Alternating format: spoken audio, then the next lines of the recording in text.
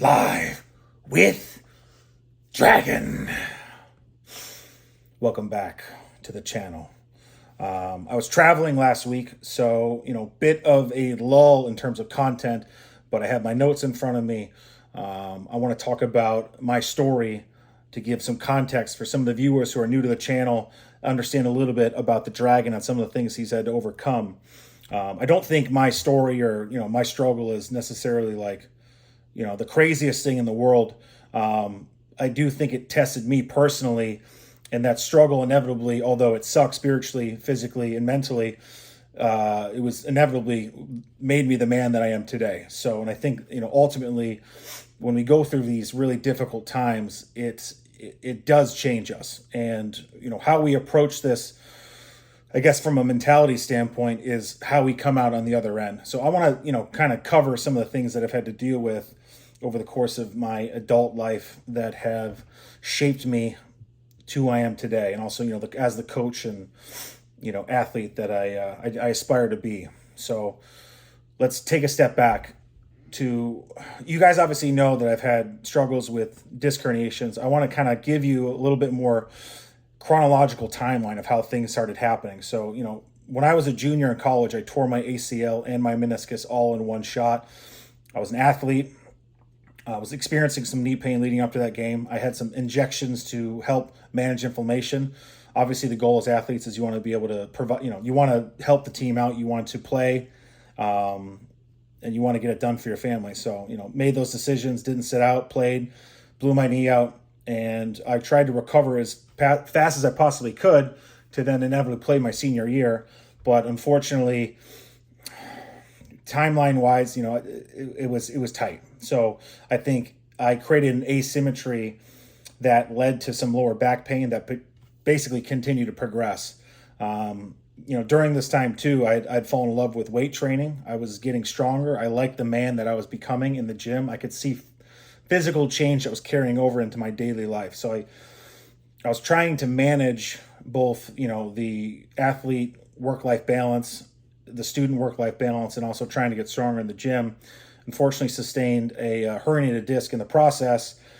And at that time, I talked to you guys a lot about, like, if you have the benefit of time, try to delay the surgery as long as you can, see if you can fight through PT, all that fun stuff. The amount of information that happened or that was out there 10 years ago was pretty much non-existent, at least in my research. So what I relied on was doctors and also the experience of my parents who have both had back surgery. I kind of thought this was unfortunately like a genetic predisposition thing where my genetics were there and then my habits loaded the gun and effectively pulled the trigger. So we decided to do the surgery so that I could finish out my schooling. Obviously, sitting, learning, studying, all that was pretty much impossible because I couldn't sit for longer than 5 seconds. So without the horrible disc-related pain. And I had been through it. I think I had, leading up to that, even as an athlete, a couple surgeries in different locations of my body, but nothing was like that back pain. So we had the surgery, got out of the surgery. Unfortunately, it didn't work for me. Still had that back pain. Well, mostly the nerve pain was what was killing me. So the nerve pain, some localized pain to the back, and I inevitably made the decision I have to learn as much as I physically can. I have to read the books. I have to do my research. I have to scour YouTube. I have to figure out like success stories. I have to, there is no way through except forward. So I started a big time calisthenics workout routine for myself. And that was one of the propelling factors that allowed me to get as pain-free as I could, that I could start working after I graduated college. Still in pain, but was working through the pain. And shortly after, starting my career, I received a really cool opportunity. I was able to go to Japan, and I signed a contract for 2 years, and I think I extended that to inevitably, it was like 3, 4, it's hard to, I think 3 years. Within that first year of being in Japan, I started experiencing some like GI distress issues. Didn't think too much of it. But a couple days later, I was basically unable to eat food. So I was like, what's going on? What's going on? Luckily, a family friend took me to the hospital, and they diagnosed me that my appendix was basically bursting and needed to get removed immediately. So appendix got taken out in Japan. Still trying to heal through the back situation. Body weight at this point is probably like 150, 160, white as a ghost. Rehab that as well. So ended up taking like 2 to 3 weeks of PTO off before I came back to work. And I had to totally revamp my diet structure. So limited dairy, if not any dairy, limited gluten, sometimes no eggs. That's when I first started looking into different dietary habits to drop inflammation. Moving on from Japan, let me slow it down here. So as this is happening, I was not getting bored with calisthenics, but I was looking to challenge myself in different ways. So that's when I started lifting weights again. Now, my knowledge of weight training at this point was fairly limited. I was mostly doing explosive athletic work, which I'd been taught that way, in high school and college, nothing in terms of bodybuilding. I was falling in love with bodybuilding and hypertrophy, but I wasn't really too well versed. I never had a trainer, never had a coach. So everything that I was doing was just really heavy compound movements. One wrong squat, boom, herniated disc again. So, like not the greatest situation to happen abroad, obviously. I took this as a learning where, I'm not at the knowledge level to train as hard as I want to train. So I needed to do my due diligence to work with some really good coaches and effective coaches. So I got into a really active PT regimen out there and continued my calisthenics. I know that worked for me specifically and was able to push through. I was icing my back almost every single day, even at work. Sometimes during lunch break, I'd eat literally on my back with the food on my chest, and I got through it. So that was 3 years in the game over there. I got moved to California.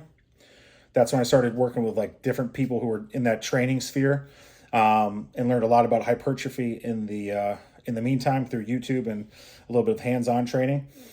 And then after living in California for a short stint, I think it was like about a year, maybe a year and a half, I got the opportunity and took a position in Hong Kong. Signed a contract out there for 3 years, and it was incredible. Loved every time. Same thing with Japan. I loved being international. I think it was an extremely unique experience that I will remember for the rest of my life. But unfortunately, the digestion issues that I had in Japan carried over to when I was in Hong Kong. So much so that one day I woke up in extreme GI distress. I was doubled over. I couldn't stand up. I knew something was very, very off. I was taken to the hospital and found out that I had a bowel obstruction. And this one I couldn't wait. This was like an emergency type of situation. I think I was seen that day, and then my skin was turning yellow. It was pretty bad. So I ended up having surgery that day.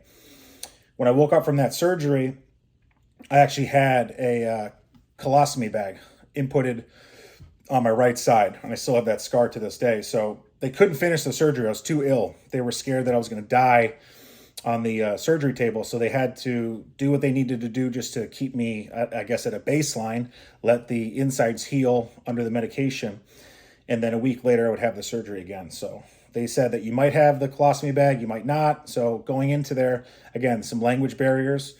Being international, I didn't really know what to expect, but luckily when I woke up after that second surgery, the bag was removed. I could tell you probably have a 10, 15-minute video just on my experience in the hospital for that week with that colostomy bag. That was very, very difficult experience. But like I said, we're trying to bullet point the things that I went through. We can circle back to that in another video. Get out of that surgery. Start working with professionals in the field. Hong Kong has a very good bodybuilding community. I got plugged into some excellent coaches. Shout out to James. Who else? UP at the time. Sam, you know who you are. Great guys over there. Love them to death. And just started kind of blowing up my body, and this is after super restricted eating. I think my body weight went down to 160, 150. I have posted photos on this before to kind of show you where I was at to where I'm at on my Instagram, not so much on my YouTube, but it was truly a pretty crazy transformation, 160, 200. And then I competed around 190 in men's physique. That's when I kind of fell in love with physique competitions, understanding diet, nutrition. I could have never learned those things unless I worked hands-on with professionals in that industry. So a lot has taken place. As I said, I fell in love with the bodybuilding culture, the nutrition culture, the discipline associated with it, and how to push yourself to a higher level, even though you're starving, tired. again, you got to push on. That's the mentality to be a successful bodybuilder and also hopefully be successful in business, everything else that you do in life. We moved back to the States. I continue, actually I changed careers at this point because I want to coach others. So I've been coaching others in management, but I wanted to coach people, lifestyle, nutrition, training, everything holistically so that they could be the best person they could be. And I feel like me having gone through the things that I went through, I could maybe offer my light to the situation. Did that for about, let's say, a year or two. Was competing, was winning shows, local, some regional shows. Did my first national show, did pretty well. Was very happy with the progression, en route to hopefully earning professional status. And then that's when disaster struck again, and I blew up my back for the third time. This was definitely the most dramatic in terms of the pain that I've ever felt, even including the bowel obstruction surgery.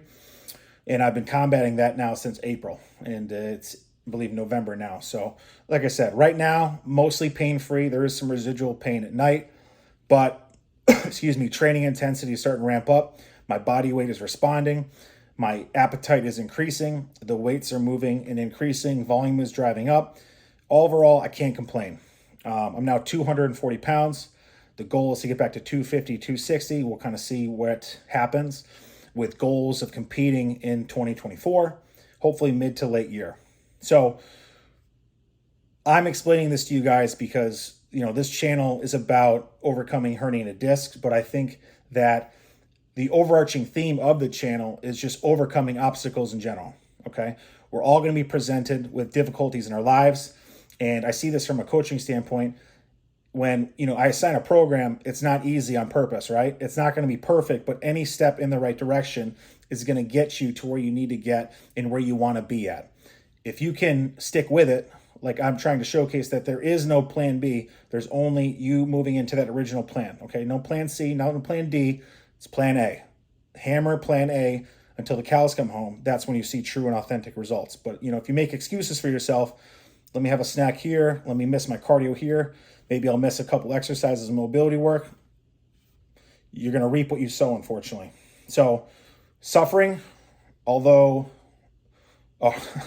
not a fun time, will allow the opportunity for growth, or it can allow the opportunity for you to get defeated by that suffering and wallow in that suffering, which we know is a negative space. Not great, okay? We're trying to funnel our higher self, our higher purpose, and getting to the end game, okay? That is Dragon's story for now. Thank you for tuning in, and there will be many more. Dragon out.